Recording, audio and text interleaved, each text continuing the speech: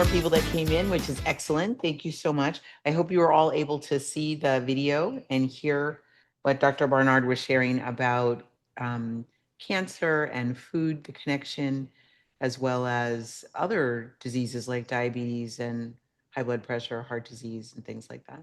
So does anybody have any questions about what he was saying? And if not, that's also fine. I have some questions for you. We're doing like a little pop quiz.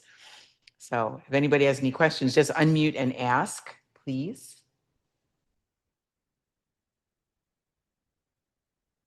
Anybody? All right, I'll start with a couple questions and you guys can jump in at any time. Okay. What is one thing that's important according to the video that we just watched or just saw? What is one thing that's important for removing estrogen from the bloodstream? Remember the picture of the estrogen flowing through the hepatic circulation? Fiber. Fiber, yes. Ding, ding, ding. Yes, fiber is crucial. Fiber is important for feeding our gut microbiome. It keeps our immune system strong. It keeps us, a lot of people, it helps with issues with constipation. So fiber is a really important thing. I remember when I was a kid, my mother used to always say, make sure you eat your roughage. Well, now we call it fiber. Putting it. Yes, now we call it fiber. Still equally important. Okay. Next question. What do we get from eating orange vegetables? Any thoughts? Beta carotene. Beta carotene. Woohoo. Ding, ding, ding. Beta carotene, precursor for vitamin A. Also really good antioxidant and a foundational source for nitric oxide, which is something that we all need for helping our blood vessels expand, and particularly valuable. That's why we recommend the winter squash also for people with sickle cell disease and trait. Okay, let's see, how can I phrase this question? Tell me, in the world of eating food, 4 sources of fiber in the diet, 4 different types of foods that are sources for fiber in the diet. Legumes. Yay, legumes, ding, ding, ding. Okay, legumes are beans and lentils and peas and peanuts.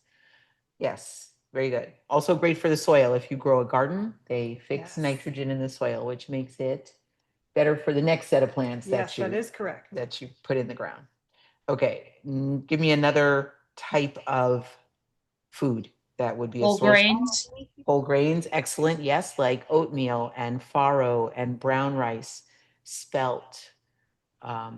We also add quinoa in that group, even though quinoa is actually a grass. It's not a grain, but it is a complete protein. It has all of the essential amino acids, so it's considered a great protein.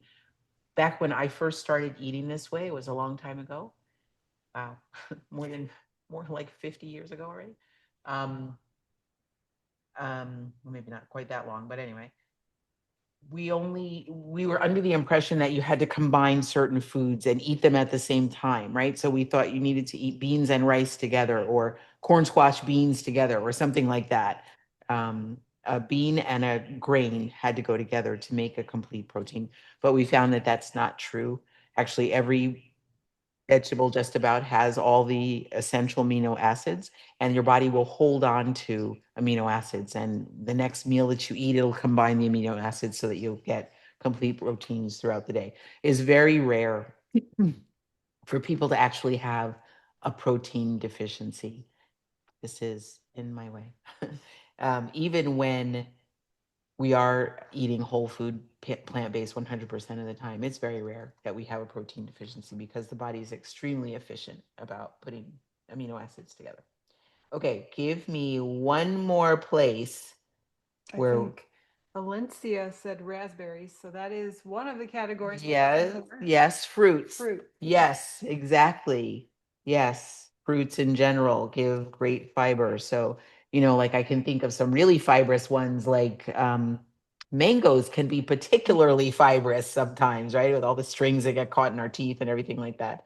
But fruits, yes, for sure. Well done, class. You guys are amazing.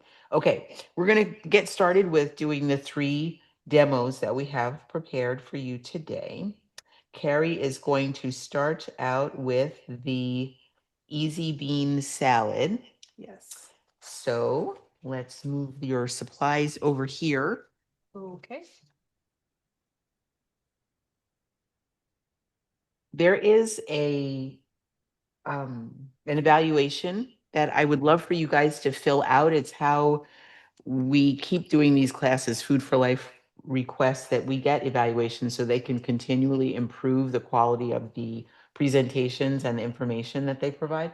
So I'm going to get the link for the evaluation and I'll put it in the chat while Carrie is doing this. And then at the end, if you guys would please, please, please fill out the evaluation. It doesn't take but a couple minutes.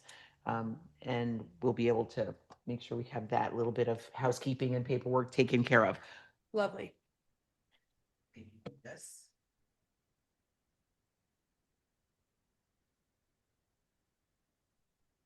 And when we're done, we will also send you, once we get your evaluation, we'll certainly send you all these recipes as well. So you good? All right, perfect.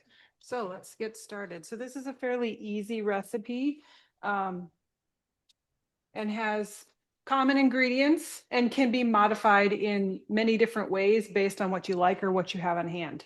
So the recipe starts with 3 different kinds of beans.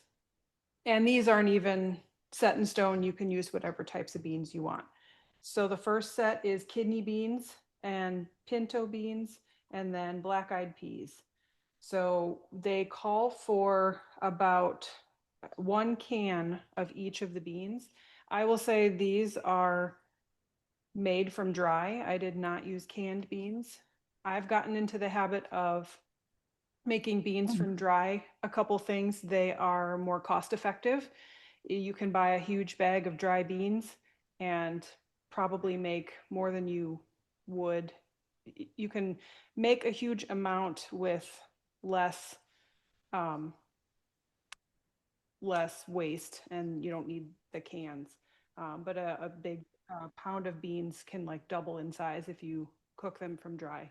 And also, depending on what I want to do with them, sometimes these beans I cook with onions and garlic while they're cooking. I put that in the Instant Pot when I'm cooking, so it gives it more flavor and also reduces sodium. A lot of times canned beans have a lot of sodium added. You can often find beans that are low sodium or no salt added. Those are a little bit harder to find depending on where you shop. So if you cook them from dry, then you don't have to worry about that. But you can add flavor in other ways. So we will start. And I think you basically just kind of add all the ingredients into a big bowl, you mix them, and then you pour a dressing over top. So very easy. I will add, can't really see this bowl, but I will add the kidney beans in. And then the pinto beans. Like I said, each of these was about 1 15-ounce can of beans, or about 1.5 cups if you make them from dry. I'm going to use half of this amount since that's about double. I'm going to see if I can move this over a little bit so I can get the bowl in there too. So we've mixed all of the beans together. And then the other ingredients that it calls for, it says a package of frozen lima beans. Just a little disclosure, Meryl and I don't really prefer lima beans, so we are not going to put those in. But one thing I do love is edamame. So I brought this. Unfortunately, Meryl has a soy intolerance, so I'm not going to add it to our whole salad. I'll probably add it to my portion at the end. But that is a good substitute for lima beans, in my opinion. But edamame is great in many different recipes, cooked or raw. Very flavorful. Then the next ingredient is frozen corn, or you can do cooked fresh corn. So mine was frozen, thawed it overnight, and we will add that in. It calls for about a cup, but you can adjust that to your liking. Then a large red bell pepper, seeded and chopped. You could probably do whatever color pepper you prefer. I like the red in this case because we don't have any other red fruits or vegetables. So this gives us the full rainbow effect if you strategically plan the colors of your ingredients. And then we have a medium purple onion. If I don't always prefer raw onion, so if you are the same way, you don't have to add it, or you can cook it a little bit before you add it, just to kind of get some of the bite out of it. So I will put some of that in. And then salt and pepper to taste. We do have some. Do you want me to move this? Sure. Yes, I will take this and you can take the rest. So Carrie doesn't prefer tomatoes, but I do. Well, so I will specify that. I don't dislike tomatoes. I just don't necessarily like whole large tomatoes. So cut them up, great. However, Meryl grew these tomatoes this year and they're a different variety, and she let me taste one, and I think these are so much better. They're not as acidic from what I understand. I don't know what variety they are, but they're very good. So it's another yellow, but we're just going to add them all in. So we mix all of that together.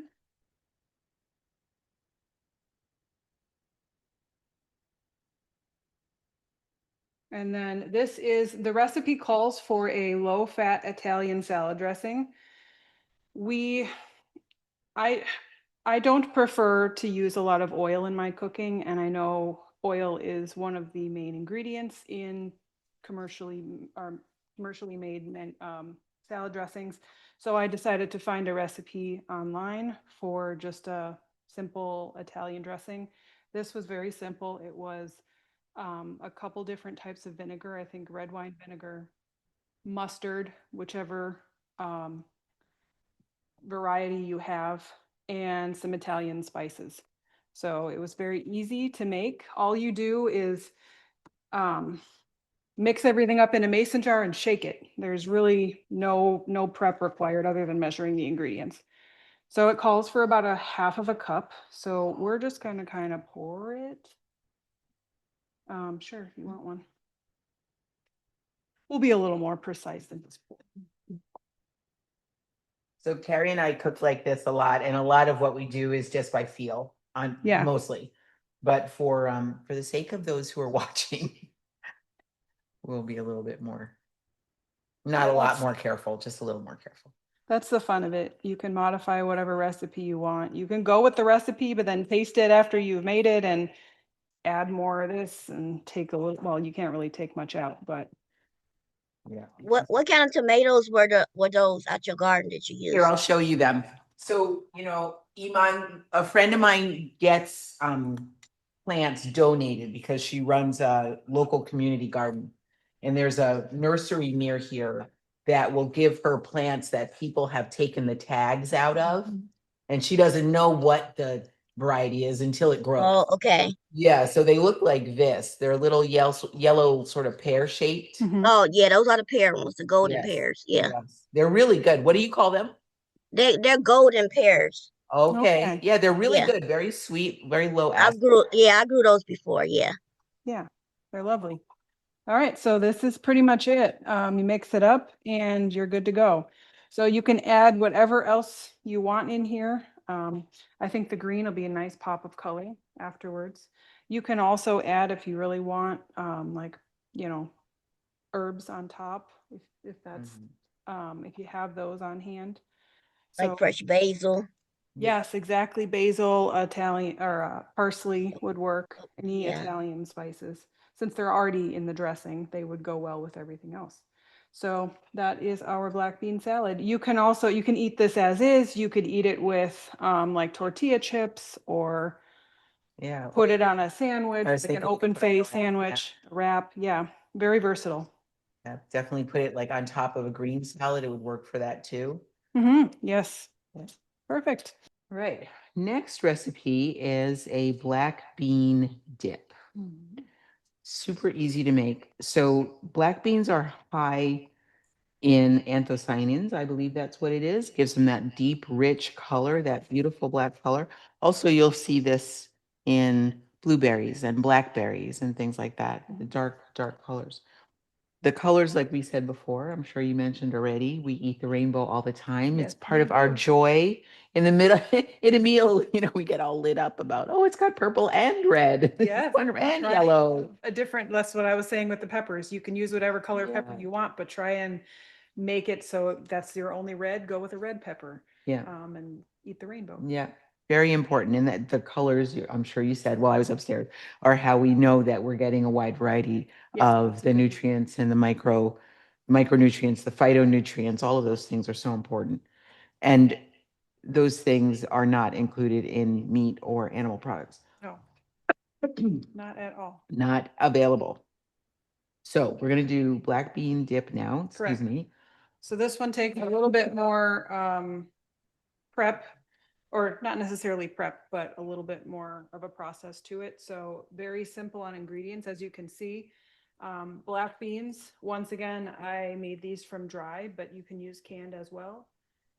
And then salsa, whatever kind of salsa you prefer.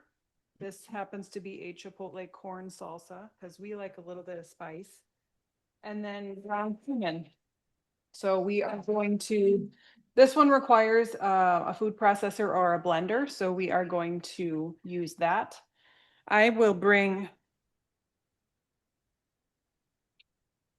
the food processor over here, so at least you can see this portion, but the blending unfortunately will have to be over on the countertop. Does anybody have any questions while we're going? Anybody new to this way of eating or just starting out?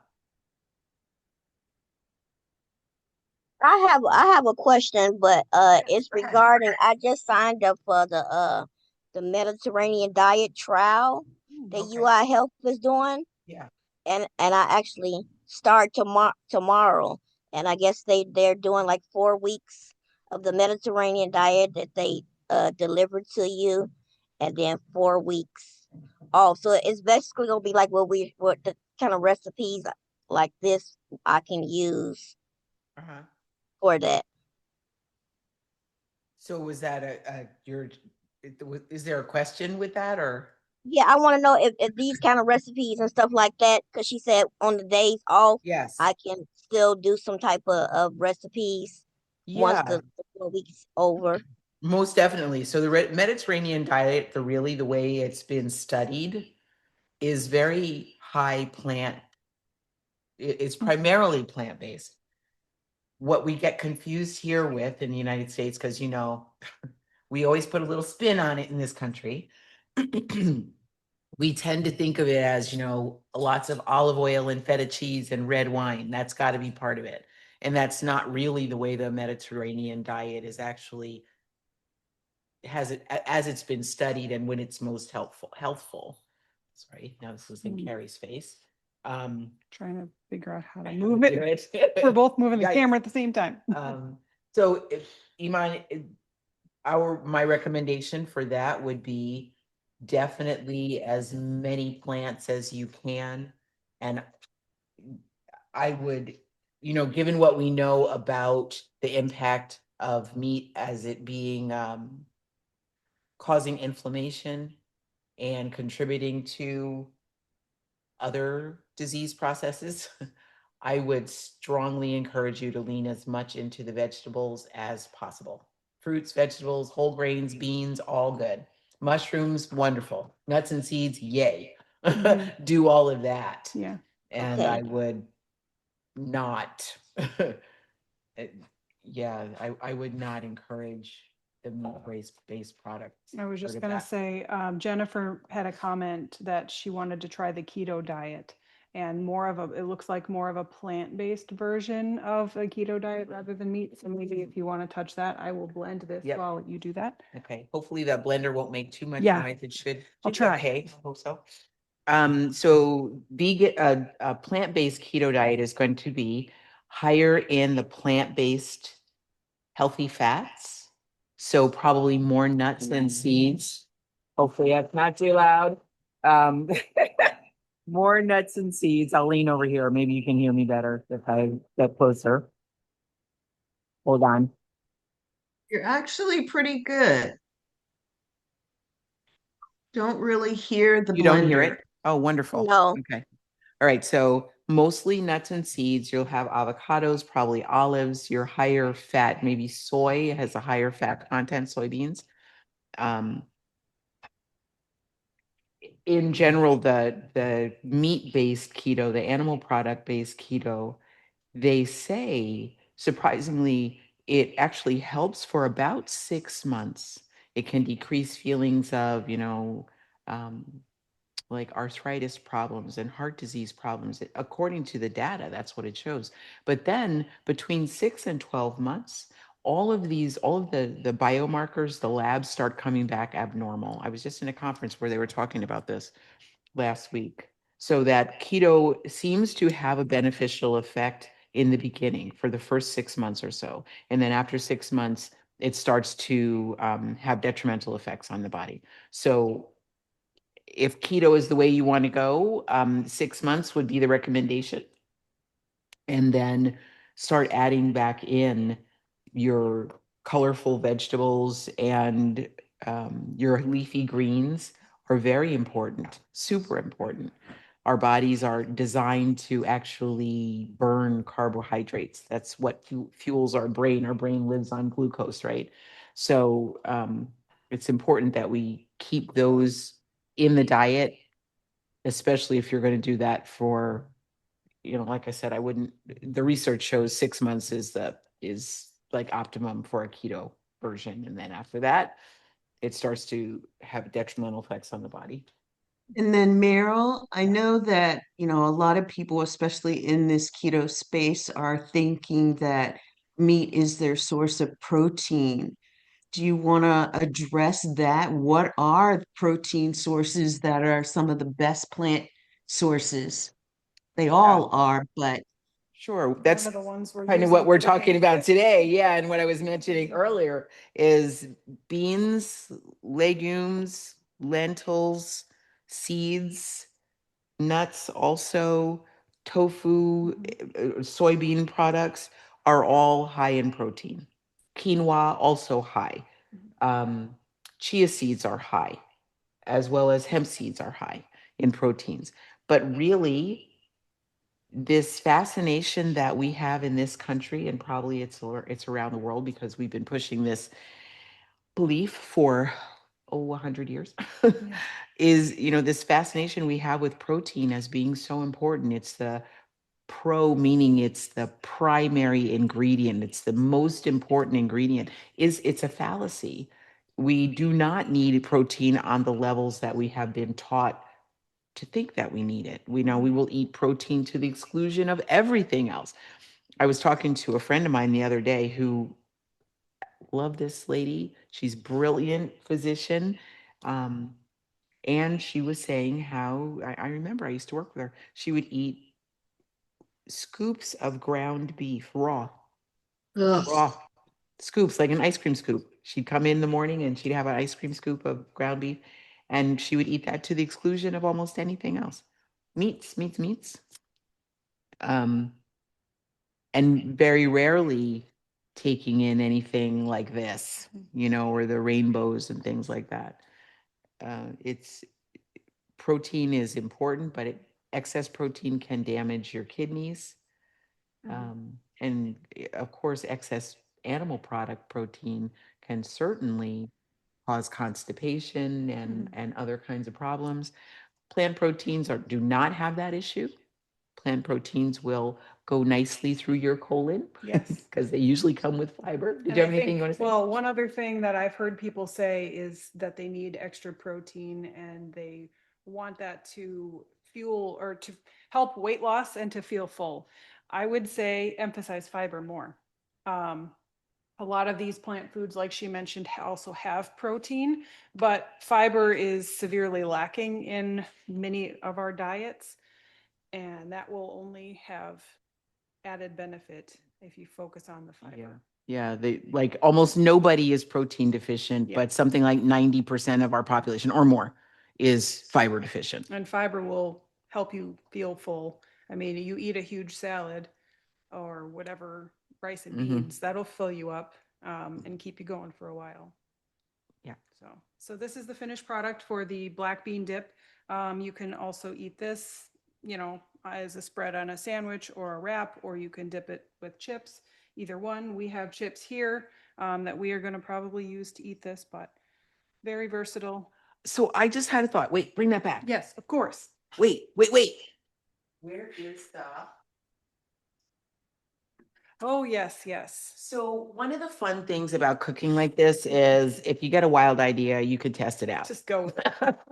So this is a black bean dip that was seasoned with chipotle, cumin and salsa, Yes, right? and the sauce Really, had like corn and chipotle in it. right, really super simple. And you can see it's pureed pretty, where's my And camera? that can be variable too. You can keep it thicker. or Yep, you can make it chunky. Have it really thin. But Carrie also has been growing things in her garden and she, I don't think you grew the corn, but I did not grow the She corn. canned it. Unfortunately, it doesn't work in this yeah, right. temperament. But But- she canned it. So we could definitely add this as a Mexican. Mexican corn. It's got Inspired, corn yeah. and peppers and Onion. onion, seasonings. herbs, yeah. Yeah. So I think we could add this to the black bean dip.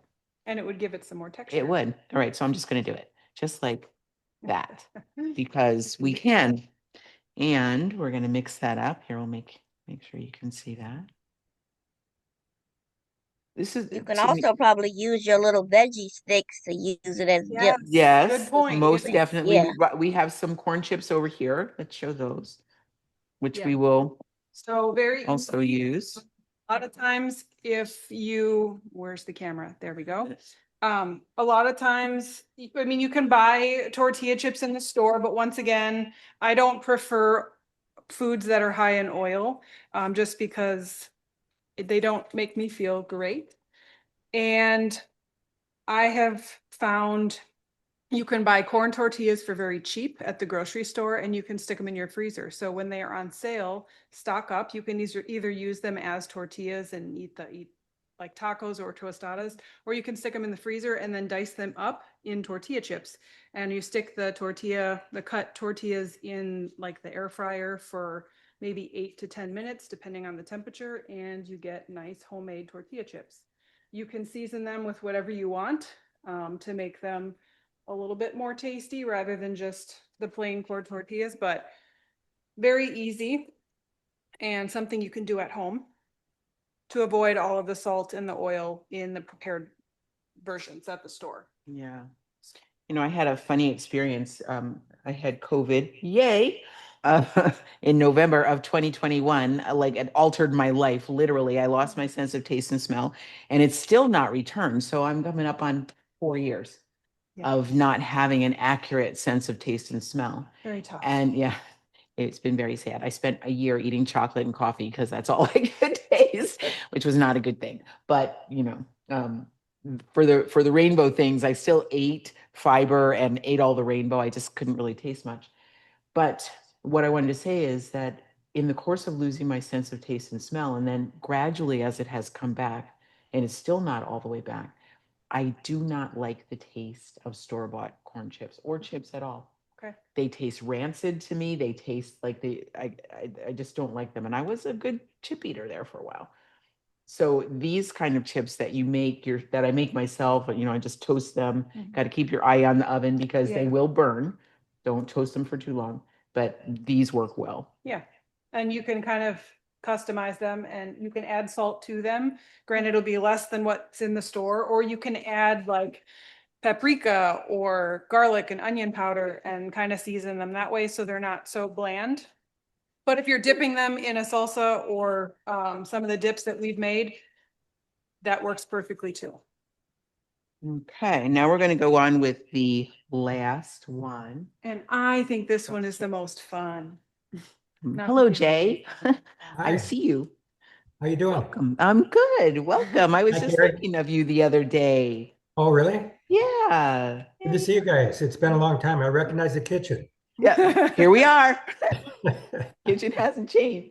Yes. All right. So we're on to the third recipe now. These are wraps. Yeah. So this should I is a heat very, some of these up? yes, of course, whichever one you'd like. So the recipe itself calls for whole wheat tortillas.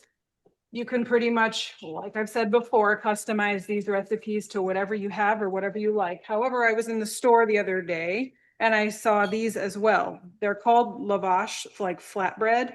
This one is whole grain and flax. It's basically the same ingredients mostly as a tortilla would be. They're just a different shape. They're rectangular. So this would make a good wrap Mhm. if you prefer this over a tortilla. Yeah. So these would work just as well. And I've had this before, and they seem to be pretty tasty. You can eat them cold, or you can heat the tortillas up. So I think she's going to heat a couple of them up, and then we will play with them. Yep. Add our So toppings. Can you just in tell me what case- store you got the flatbread one from? I got this one specifically from Fresh Time. It's Okay. I'm not sure where they're located around the US. Oh, I guess mostly Chicago area, so you might not be able to find them in that or have that store, but I'm pretty sure you can find these from many other stores. The brand is called Atorias. I don't know if you can see that. I've found frequently that if I find a product in a store or somewhere that isn't necessarily local, you can often go to, if they have a website, go to their websites, and sometimes you can order directly from these companies. And for some products, I order my soy milk that way. I order it straight from the company in a pack of 12, like a case. And there's some other things that I order directly from the company just because it's more cost effective, they're shelf stable, and you don't have to waste time searching for them in a grocery store. Yeah. Now, in the Chicago area too, there is a company called, what's that? Milagro.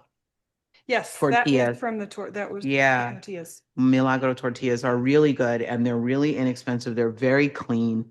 They're corn primarily is what I've seen. And water. Yeah, that's what they're made out of.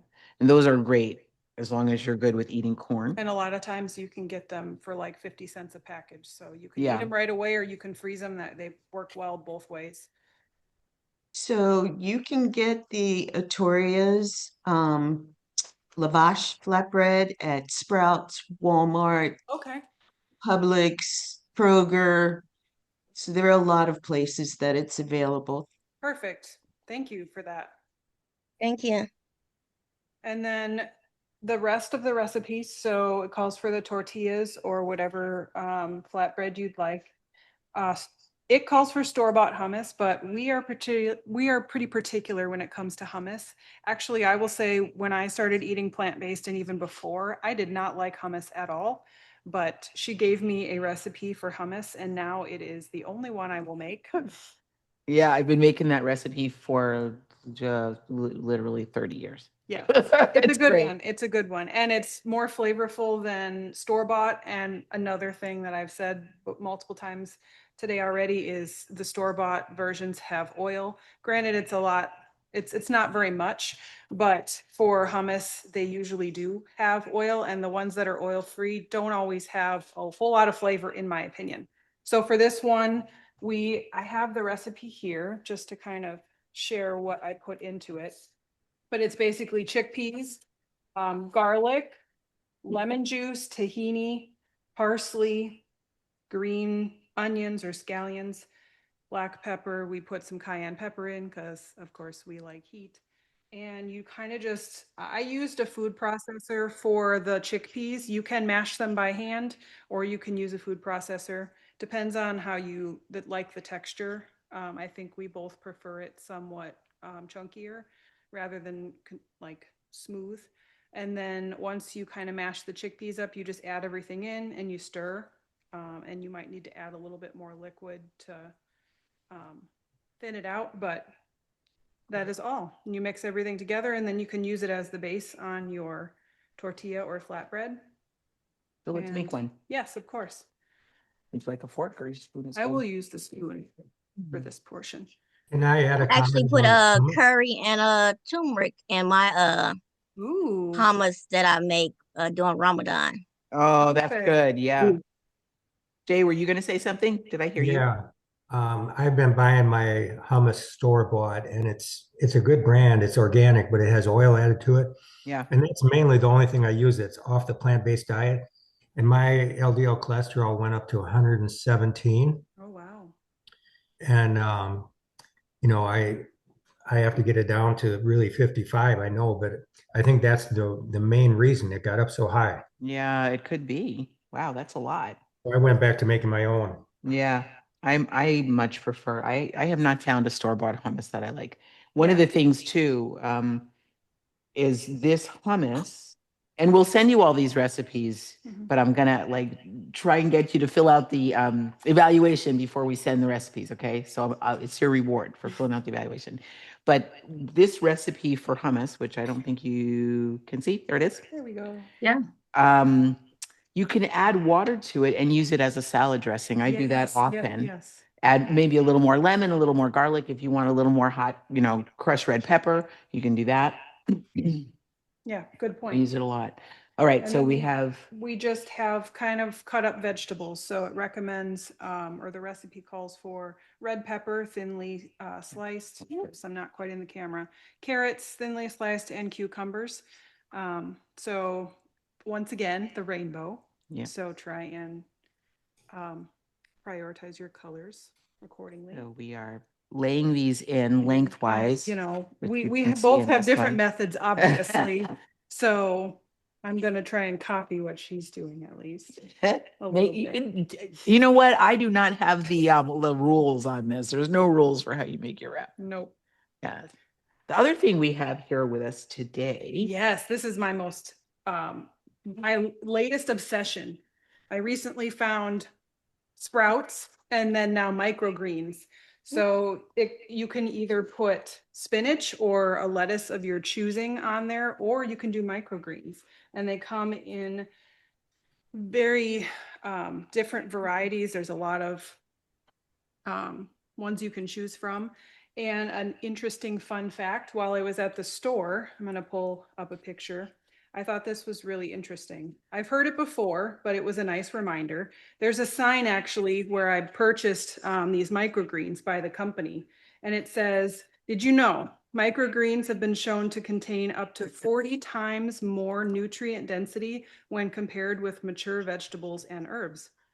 Studies have shown that eating just 1 ounce of microgreens is nutritionally equivalent to eating up to 6 pounds of mature vegetables." Wow. So think about that. We've often, well, we in other classes and things have talked about broccoli. Think of the amount of broccoli you'd have to eat to get the nutrients that are Yeah. in broccoli microgreens. You can get 40 times more if you eat these, and they're nice on a wrap, in a salad. You can actually grow them at home if you want. Yes. That way you don't have to find them at your local store. Very, very convenient and tasty. So this one has broccoli and cabbage combination. We have, I'm not sure what this one is. Sunflower, broccoli, cabbage, kale, and purple kohlrabi. And then this one is a sunflower. So it's basically just, they take sunflower seeds, and then these are the initial sprouts or the initial microgreens that come before, obviously, the huge sunflower. But you can eat these and punch up the nutrition in whatever you're eating. So this is the way the wrap looks before we wrap it. You can share that part because I haven't gotten it yet. And actually now it's time to do the taste test part. Yeah. Does anybody have any other questions? or comments, suggestions, concerns? I have a question. Yeah. Um, other than eating a regular plant-based diet, is there anything I can really focus on to get my LDL cholesterol down lower? You think I should be using supplements of some sort? You know, I don't think supplements, well, okay, so the first thought that comes to mind is, and I'm pretty familiar with your diet if things haven't changed since we spoke last, but there's a connection between the amount of sugar that you eat and spikes in LDL. Have you been eating more sugar than usual? Not really, no. I moved to Florida. I don't know if you knew that. No, no wonder I haven't seen you. Yeah, that's the reason. Anyway, I have been cheating more than I should. Hanging around with friends and going out to eat a lot and finding there's not enough on the menu to Yeah.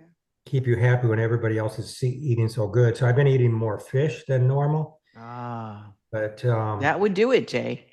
yeah, and French fries there's once in a while. certainly cholesterol in any animal product. Yeah. Yeah. Certainly. And if you are going out to eat more often, it's hard to know what they're putting in the food. It's actually impossible to know. Yeah. So a lot of restaurants will add sugar to the food just because people like sugar. Mhm. Yeah. And Yes. Yeah. And salt. Yeah. So that's a hard part. I know that going out to eat is such a draw. It's such an attractive thought, but probably better to lean into eating at home or telling your friends that you're always going to choose the restaurant. Yeah, Sorry, I get to choose the restaurant. The problem is, I live here in the villages in Florida, and there's hardly anything for plant-based restaurants, almost zero. It's terrible. Yeah. Wow. Wow. And that's a high retirement area, right? Yes. Yeah. Yeah. Yeah. And Where most people that age aren't about to change their diets and go plant-based, right. And that would be a population of people that really could benefit from you eating more fiber and more phytonutrients Yes. and less sugar. Maybe Jay, this is your chance to make some new friends and find some of those chefs and get them to mix up some stuff for you that others can try too. And you might be the catalyst for some major change there. Yes. Thank you. Exactly. Thank you. I got a friend down the street who's already talked with me about we should start a group. And going way back, Meryl and I and Carrie we started a group in the Wisconsin area, and it was great. We had people coming every month to meetings, and I loved it. I really miss that. And then COVID hit. Yeah. Yeah. That's how that ended. Yeah, it shut the library down for that sort of thing. Yeah, that's good to hear from you. Was that Jay? JD? Yeah, Auntie. Yes. Question. Yes. The part that I struggle with, like I'm looking at the micro veggies and things of that nature. As Jay mentioned earlier, a lot of the resources in the area are scattered and far and few between. So what I was thinking is there a way that your what is it, Million Seed organization, is there a way to grow some of these Mhm. like in a pot or at a home garden and stuff like that Yeah, to for maybe sure. minimize the trips out to the store? Yeah, I know in terms of the sprouts and the microgreens, for sure, you can grow those at home. I have not done that in quite a while, but I used to.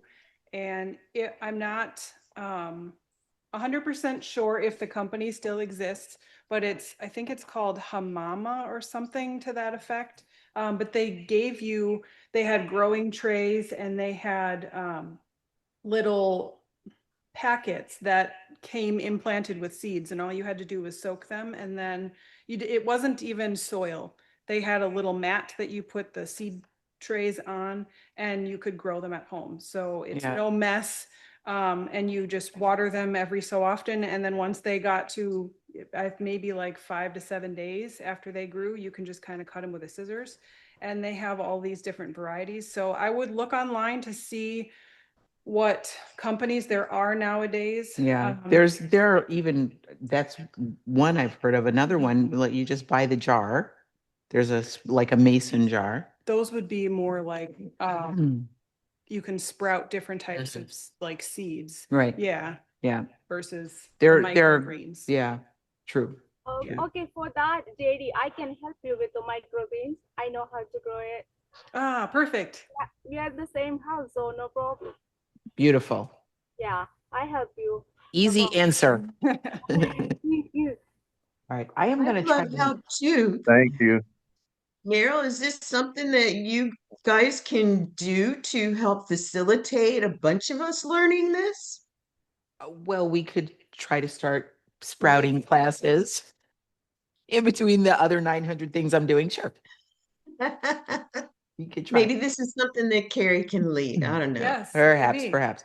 You know what I need to do? I need to put the link for the evaluation in the chat so you guys can just like click on it or add it to your browser and go there and answer questions. Okay. And we also need to do the taste test part. Don't forget. Yes, we do. So hold on. I'm sorry. I'm going to have to like Go for it. commandeer the camera for a minute. That is Just A-okay. in there. So I am going to finalize my little wrap. And in the meantime, I am so sorry while I'm doing this. Hold on, I'm just gonna turn the camera off for a second, so I'm completely in your face. But we can hear you, and if you have questions, by all means, please ask. I'm going to put some of the bean salad on my plate as well. Okay, yeah, this is going to be our lunch. Actually,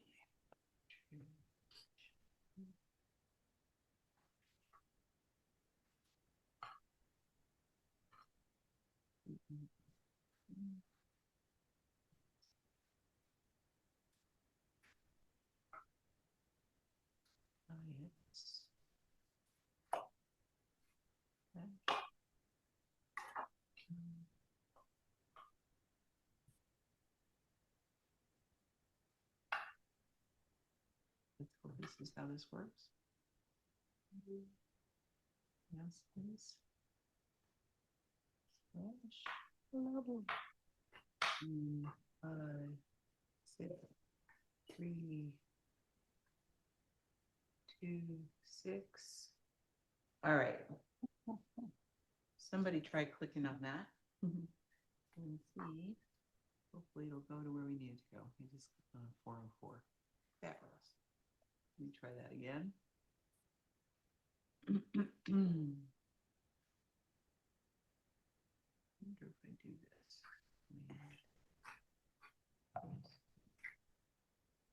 All right, hold on. Something there.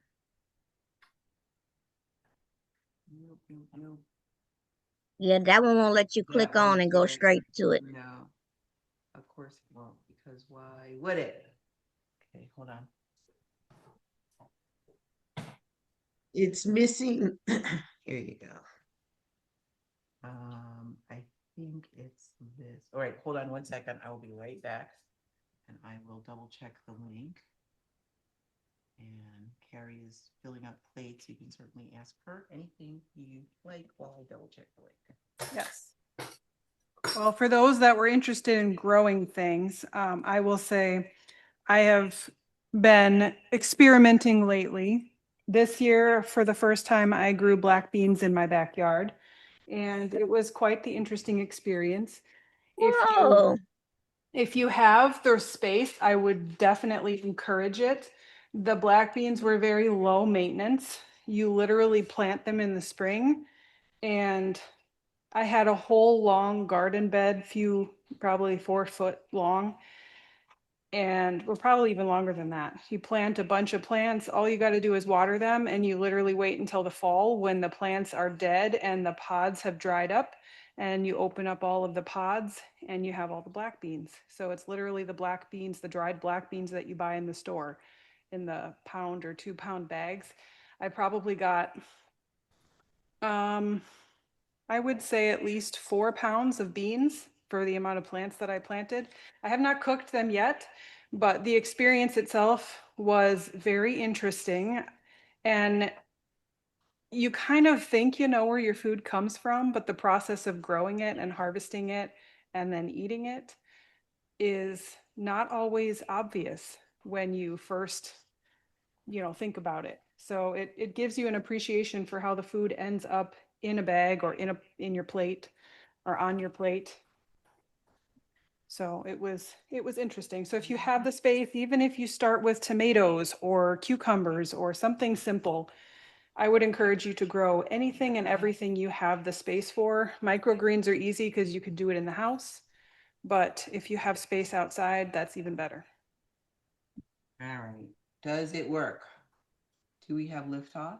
Yes. Yay. All right. So what you'll do is you'll click on that link and scroll to the bottom or toward the bottom. And there is something that says complete survey, a green button. You see it? Yep. Okay, click on complete survey. Yeah, I got it. And I found the survey. Great. Thank you so much.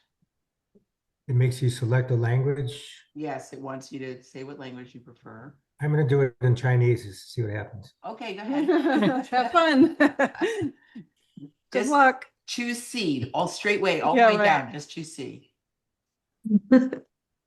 Meryl, do we count this as a first class, even though I've been to another Yes. class of yours? Yes, Just one. please. Okay. Mhm. Okay. Thank you. You guys don't mind if we eat lunch, do you? No. Great. eating Well, mine. good answer. We'll tell you, it's right now I'm trying the hummus wrap. Bean salad that I've dressed. Yay, hummus wrap. Mm-hmm. Very good. And I would just try the black bean dip. For black beans and salsa And corn. and corn, you'd think that that was pretty simple and maybe not as flavorful. Very, very good. And you can use whatever type of salsa that you prefer and spice level. So easy to modify the flavors there as well, but very good. So did you all find the survey? Yeah. Yes. Thank Yeah. you. Now, if you registered through either the website or an email or if we already have your email, we can send you the recipes. If you're not sure if we have your email, please put it in the chat. And you can send it only to us if you don't want everyone to have your email, that's fine. And we'll make sure. What is that? Save Uncle Jeff some. Yeah, Uncle Jeff will have this for dinner. Yes. Oh yeah, your sister said don't chew with food in your or talk with food in your mouth. Sorry.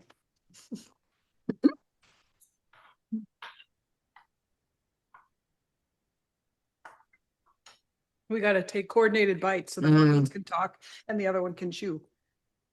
I found this class through Eventbrite. So how would I get on your email list to take other classes? Put your email in the chat. Okay, that's what I just did. Okay. Perfect. And we'll make sure Thank you you. get on our mailing list. And who is Okay, actually sponsoring especially this? when you don't send your sister some. No, we'll send you the recipes and Nisha and JD can make sure you get it.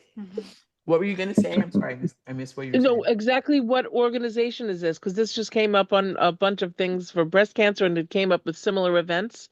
So I know it's a Food for Life class, but who else is sponsoring this? Thanks What for organization asking. are you? What We organization are you?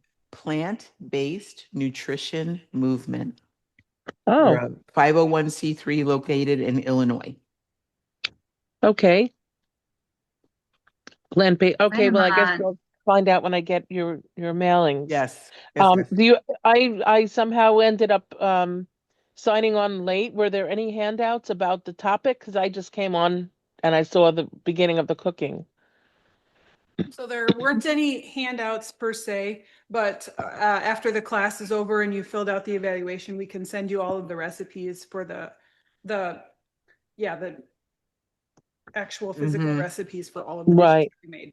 Also, Right. No, I meant about the connection with sickle cell and nutrition. I don't know if Oh, it was okay. nutrition We to do help. have we do have information on that I can send you for sure. Great. I mean, We- I'm just curious. I'm a lifelong learner. I don't have sickle cell, but I did know someone who had it, whose kid Mm. had it.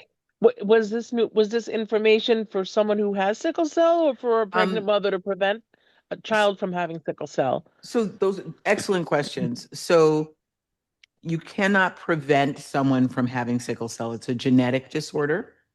Right. So you're born with it. You get it from your mom and or your dad. Right. So that goes. But I by forgot about that. yeah, yeah, I actually have sickle cell trait. I got it from my mom. Such a generous lady. That only lottery I've ever won was getting that.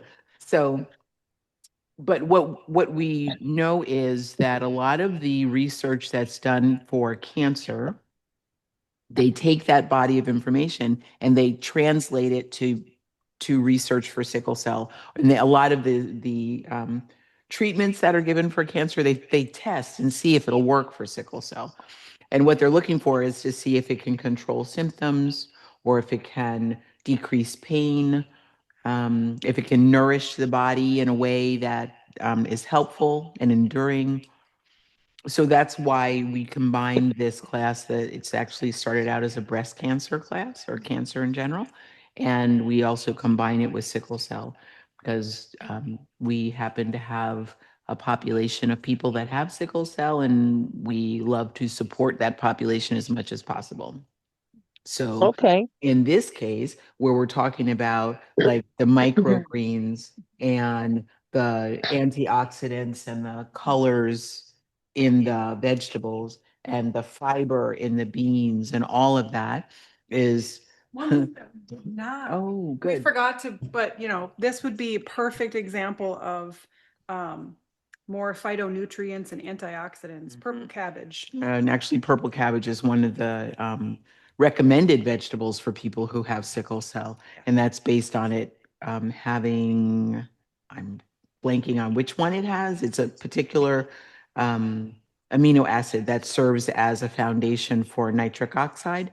And that allows the blood vessels to expand, right? Once it's eaten. So that's the connection we're making here with cancer and sickle cell and nutrition. The other thing about sickle cell is, and I know there's at least one person on this call who lives with sickle cell, it can be very hard to get enough vitamins, enough nutrients, enough calories, enough protein. It's a condition that consumes the nutrients just by nature of the disease or the illness. It just consumes. It causes the body to need more and more and more nutrients. So very often people who have sickle cell are very thin. They're, like they can't get enough to eat just by nature of the body's use of the nutrients. So we try really hard to inject as much nutrient into a food as we can, just to sustain that hypermetabolism that happens with sickle cell. So hopefully that answers your question. We will definitely include in the handouts when we send the recipes, we can include information on breast cancer. We have handouts on that. And we can include information on sickle cell as well. Thank this you. is- It seems like that's what cancer does. It eats up all the nutrients, but I don't know how you stop the cancer from eating the nutrients and Can't get a mostly word using in it for its edgewise here. Mm-hmm. Yeah. Yeah. It's kind of a But that's what this is- happens. This is Lisa. Can you hear me? Yes. Yes. Okay. I'm still I'm still trying to get to the survey, and there's a link here. It says complete survey, but it says pcrm.org good nutrition plant-based diets. Is that what I'm supposed to click on? Click on the one. Yes, but the one that came from V. Lynn Hawkins. Okay. Okay, so I started to partially complete it. Mm-hmm. It's a fairly lengthy survey, right? It shouldn't Not be that too long. long. Yeah. Okay, It's the because usual. it I got it says, from PCRM too. I didn't see anything about anyone named Hawkins. It was the standard one from PCRM. No. yeah, Hawkins Oh. is in our chat, in the chat for Oh, for this Zoom call, there's a link from VLIN Hawkins. That's Well, the I don't know. link. I did the last link. Okay. That Because was the the one, one. It was in blue. Yeah, that should be the one. yeah, it says Physicians Committee for Responsible Medicine. Yes, ma'am. Perfect. Yeah, Yep. so I Yeah, I am think it. that's the one I did. You're in the Okay, right so place. Okay, awesome. Thank Yeah. you. Yeah, thanks for asking. You know, I Yeah, have I another, did it in less than 3 minutes. okay, I do have another couple, I have another, couple other questions. Mhm. What are your thought processes on the Beyond Burgers, sausages, meatballs? I know they contain, oils like avocado oils and that sort of thing. Yeah. The ingredients in there don't seem to be like too bad, so I just wanted to know what your thought processes are on that is one question. Yeah. And then the other question was, uh, how does the human body do with absorbing plant protein versus animal protein? I read that it absorbs animal protein a lot quicker than plant-based protein. Is that true? So I can start with the first question about the Beyond Burgers and some of the other meat alternatives. I will say that if you are starting to eat plant-based and don't really have much experience, that is a good first step to maybe get yourself away from the animal-based products. Those products are, like you said,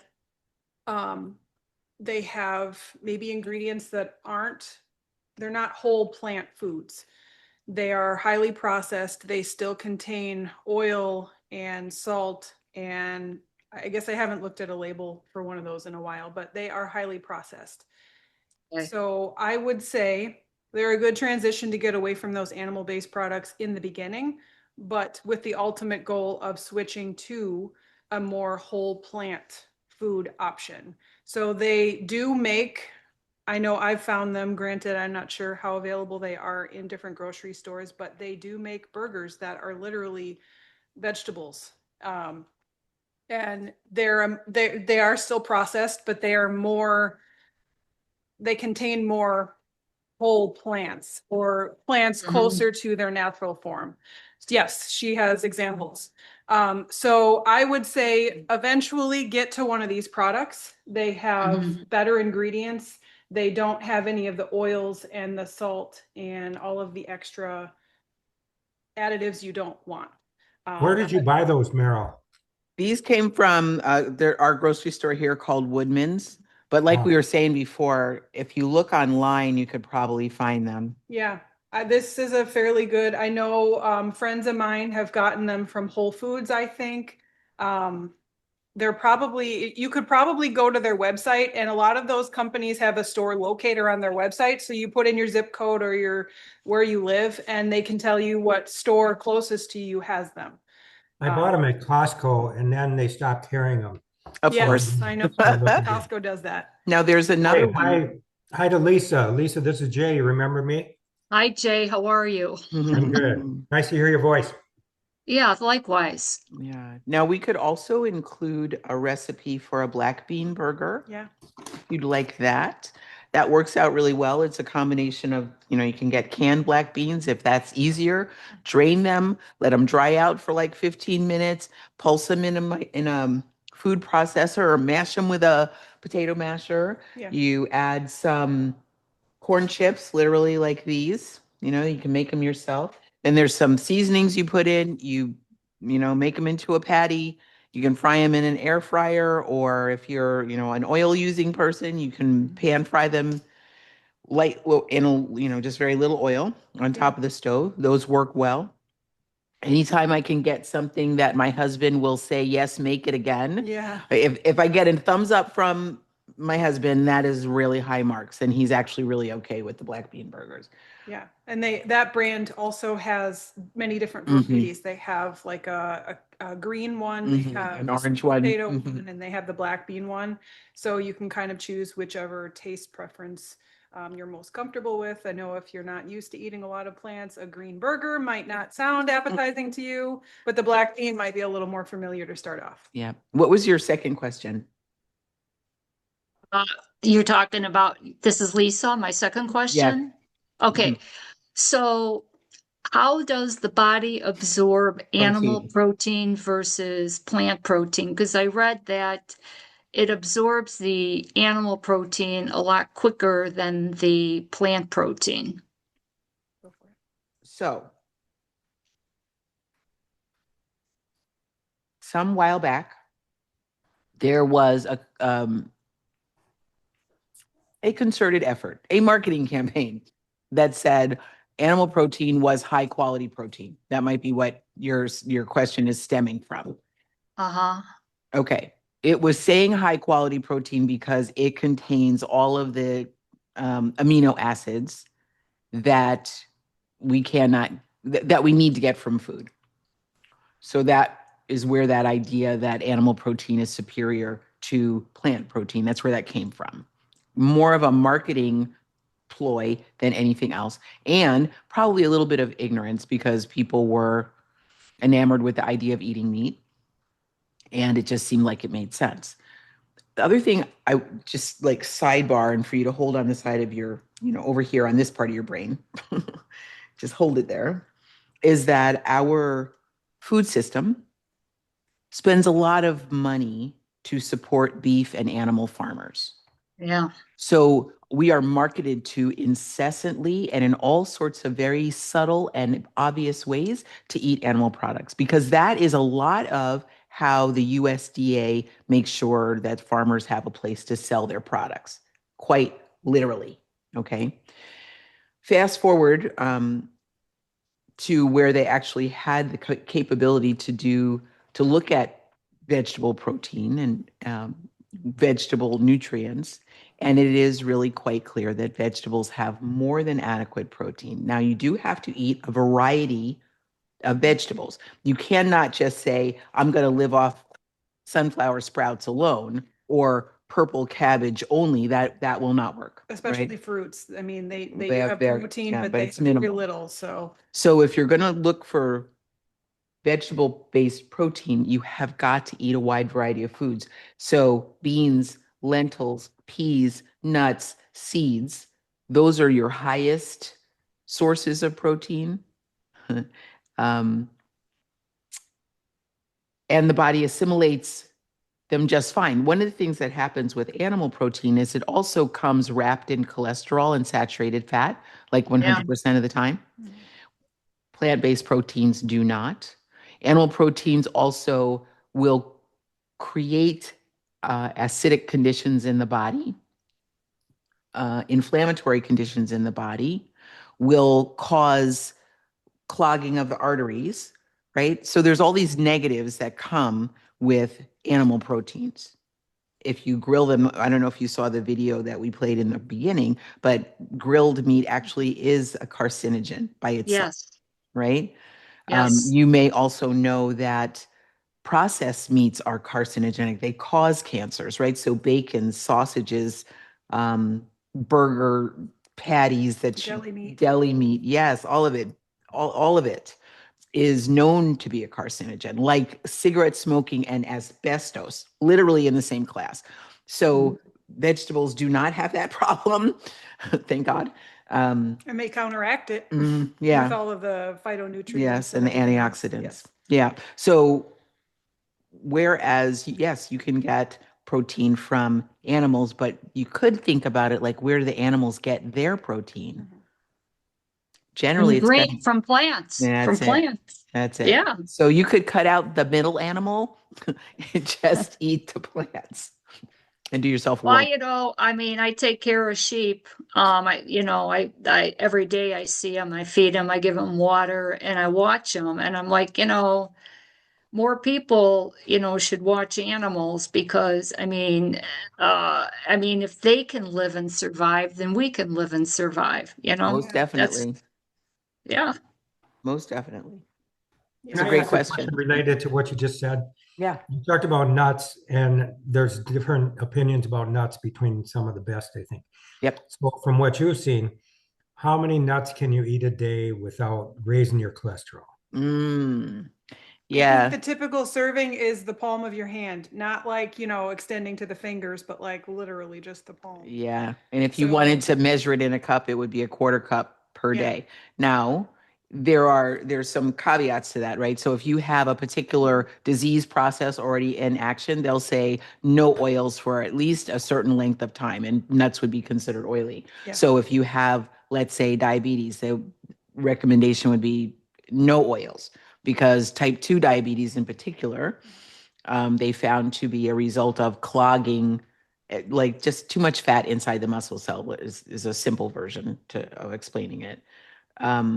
Also, if you have heart disease, they would recommend no nuts, no oils, no animal products, because the fat is already negatively affecting your body processes.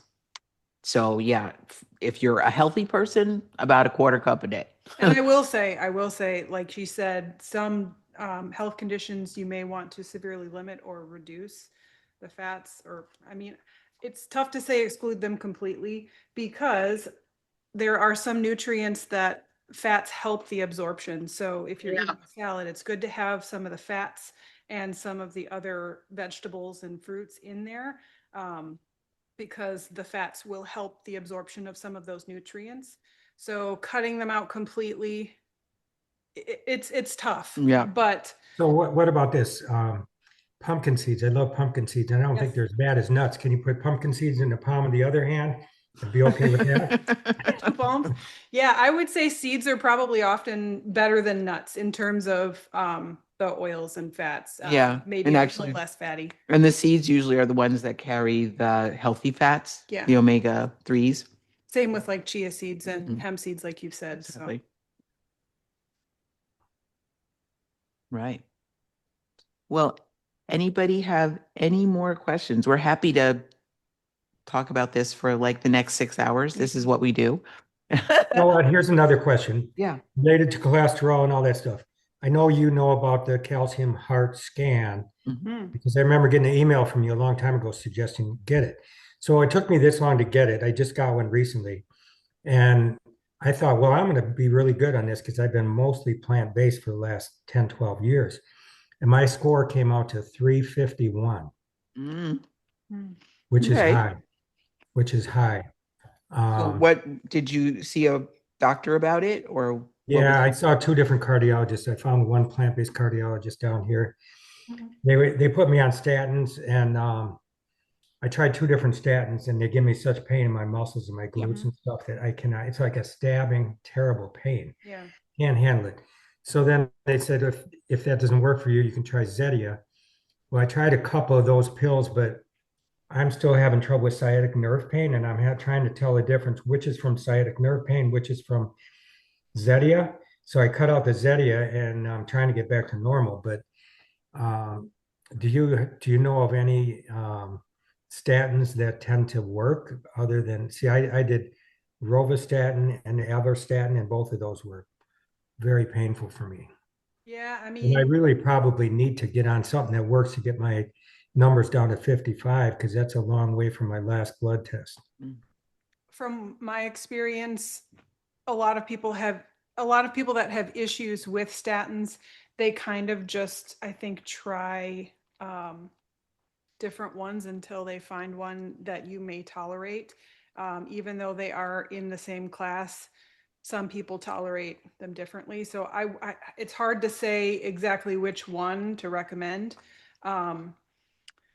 But yeah, if you have that side effect, then you're likely to have it with majority of them. So Jay, and this might be a conversation to better have offline. Yeah. But it sounds like things have changed for you kind of significantly since Yeah, you they moved. have. I felt like I was a lot healthier in Wisconsin since I got here to Florida. I've gone downhill, but I'm exercising more and getting much better workouts. But the sciatic nerve problem came back again, and I got to deal with that too now. So I'm struggling. Yeah. Yeah. Well, that might be, I'd be happy to talk with you offline and Okay. go more into detail about the stuff that you're noticing these days. Yeah. Yeah, okay. Yeah. And Jay, I just wanted to mention to you, my husband had the same problem with the statin drugs. He couldn't take anything. Yeah. And so, he had to wait a year and a half to see this Western medicine doctor, but she's very good. She's extremely conscientious. And literally calls and talks to him on the phone, which is unheard of these days. And he actually has to inject himself with a shot in his stomach. All right. Oh, And I've it heard of brought, those. and his total cholesterol is like 85. I'm like, oh my God, that's too low. I mean, and she's like, no, it's not too low, so, and the other thing is these heart scans, the insurance companies don't pay for them. I And found I a wonder, free, I found a free one. okay, well, is there a reason why the insurance companies, Meryl, Carrie, don't pay for these? Or is it because they don't think it's a good way of like measuring calcium in the arteries? I mean, what? I'll give you my take on that.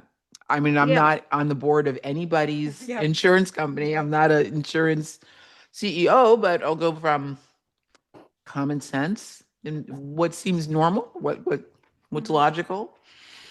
So there's actually, and you may have seen this movie, there's a movie called The Widowmaker.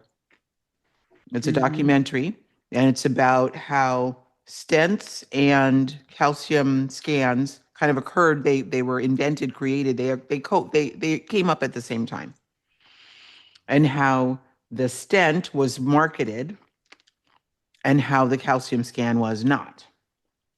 And what they find is the stent doesn't prevent problems, really. It's a short-term answer yes, to a big problem, a long-term problem. They can, let's say they cost $50,000 for every one they put in. Looks like a little piece of jewelry, very pretty. And it keeps the patient coming back. It keeps the financial pipeline open for the healthcare industrial complex, right? Just keeps it going. So at least every 3 months, the patient has to go back. They got to get their medications. They're going to have to get their other, blood tests and their echoes and their stress tests. It just keeps it going. Mhm. The calcium scan does not do that necessarily. Calcium scan is diagnostic for calcium buildup in the arteries.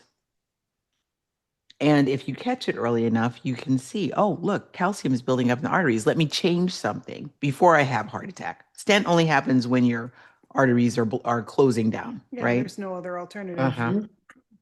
Calcium scan happens before you're having pain. You're having a heart attack before they would insert a stent, basically. Calcium scan, and this literally happened to my husband. Calcium scan, I can change my diet perhaps and make a big difference. And that takes me off the cardiac industrial complex treadmill. Mm-hmm. Mm-hmm. Yeah. There So is one additional cholesterol factor that has just come up that is lipoprotein A that is Oh. not being tested for, which is a major contributor to high cholesterol not being able to get reduced even on a whole food plant-based diet. And so there's a test that you want your doctor to approve, require, especially if you're in the throes of being required to have statins or you're fighting cholesterol. And it's called a LP little a test. And they're actually doing a study now because of the number of deaths of people who either have had high cholesterol or have not had high cholesterol, yet dropped dead of a heart attack. It's because of this cholesterol factor. And one of our friends, Dr. Akil, is one of those, which is how it came up for us, where LP little a is something that everyone is being asked to ask their doctors about because it's not readily detected and you could already be on statins. There are some medications that will help reduce high blood pressure. I think it's Resulta. Is that the name of it? That's the one that's on the market. What is that called, Carrie? For which one? For blood pressure or cholesterol? Cholesterol. I think it's for cholesterol. It may be for something else, but it works for this. Okay. Resulta.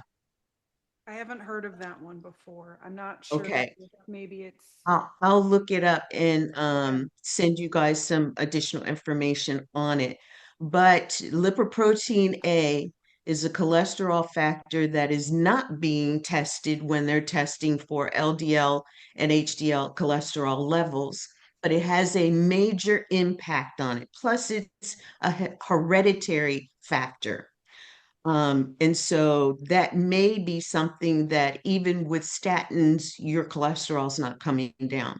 Yeah. As a matter of fact, some people on statins with LP little a, their cholesterol's gone up. Their numbers have gone up. They've actually gotten worse. So I will send Carrie and Meryl some additional information, but it's the lipoprotein A. Yeah. So this is Lisa, and I just wanted to comment on that. I know a lot about this subject. First of all, my doctor, Dr. Ashwani Garg, he actually did a presentation in Wisconsin, before COVID. And it's a genetic thing because of my heredity. I mean, I was on statin drugs and I went off of them because it didn't do anything for lipoprotein A. I had a doctor that did special blood tests on me and checked lipoprotein A and B. Dr. Garg basically told me the last time I saw him that they were in the process of trying to develop a drug. Yes. To take care of this lipoprotein A. And he says they're going to come out with it. But, he says, I don't know, because, you got to do research for a while to see, if these drugs, we don't know what the long-term effects basically are going to be. They're going to come out with it. They're going to give it to people. And it's concerning because mine keeps going up. I actually am seeing them at the end of the month, and my HDL is high because I work out a lot. My ratio is very good because the high density lipoproteins offset the higher LDL. And I've been facing this my whole life.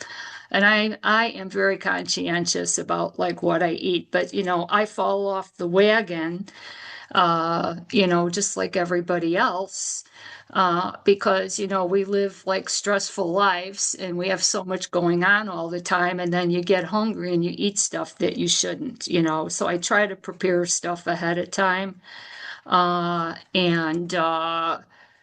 I just wanted to say it's wonderful that we have people like Meryl and Carrie and yourself, that take the time, to want to educate people with, these different topics, because I can't stand it, with trick or treat. I said to my husband, I don't want to give these kids candy, it's really bad. I mean, it's it's in the DNA of the United States, they're just completely poisoning kids from the time they're infants. Yep. It drives me crazy, but I just wanted to thank you people for doing what you do. All right, because this is so important. And, I try to do my best. I don't want to get people upset, but you can't impose your will on people, but you try to educate them. I try to do my best, Right. But yeah, getting back to the LPA, it's an issue for me. And I know as we age, aging is part of it too. I was told, as you age, your cholesterol just like goes up, and it just seems like no matter what I do, I can't get it down. It's genetic. And there's certain cultures where genetically you're like predisposed to this. And both parents had heart attacks, but they smoked, they didn't eat healthy, so both my brothers are on statin drugs. And I just wanted to, talk a little bit about this LPA because, that's my issue. And I was just kind of wondering, I guess I have to just, watch myself a little bit better with the oils and that sort of thing, because that drives it up. Yeah. I think Have there were you've had a test? Go ahead. I'm sorry. Go ahead. If you've had the little LP little a test done, and you're not a part of a study, you can be a part of a free study that is correlating the information. Like Bill said, these tests need to be done, or Carrie said, these tests need to be done, or you said, so that we can actually have this data and know what our outcomes really are. And so I put a link in the chat that leads to the study that's being done. It's a nationwide study. It's a free blood test. You just sign up, you go into the testing center, you let them draw the blood, they will send you the report, and then you will be armed with the information you need to take to your physician. Awesome. And review it with your doctor, and then find out what can be done now. And you're right about the test. Dr. Akil even said the end of 2026, maybe 2027. They're looking at some things being a little more solid around help in the way of, unfortunately, drugs. But yeah, that's what we're looking at. And it's so great to hear that someone else knows about this, because so many people don't know. It is hereditary. If you know that you're having these cholesterol issues, your whole family needs to be tested. Siblings, parents, children, cousins, because it's in that bloodline. Yeah. And it's a DNA factor that does not change with food and lifestyle. Well, thank you for sharing that. I appreciate that. You're welcome. Well, we are right at about 12 o'clock. So unless there's any more questions, we're going to wrap it up. We will get the recipes to you, information about the food and breast cancer connection, and information about sickle cell connection. Yeah. And Lynn will get us the information about the LP little a info, and we'll send that all out to everybody. Thank you all so much for completing the survey. I hope that was not too difficult or challenging. It helps us keep the programming as effective and valuable as possible. So Yes. Thank you all so much. Any other questions before we sign off? No, but thank you for this wonderful information. I'm definitely going to be ready for tomorrow for my test for my Mediterranean diet. All right. Call me We'll if you be need ready. anything, Iman. Yeah, Okay, good I job, you sure will. guys. Good job. All right. Thank you. Nice Thank to see you. you. Yep. Great Good to see job, you all. ladies. Thank you. Yep. Everyone have a wonderful day. Thank you. You too. Love Thanks, you. Kay. Good to see you. Love you too. Bye-bye.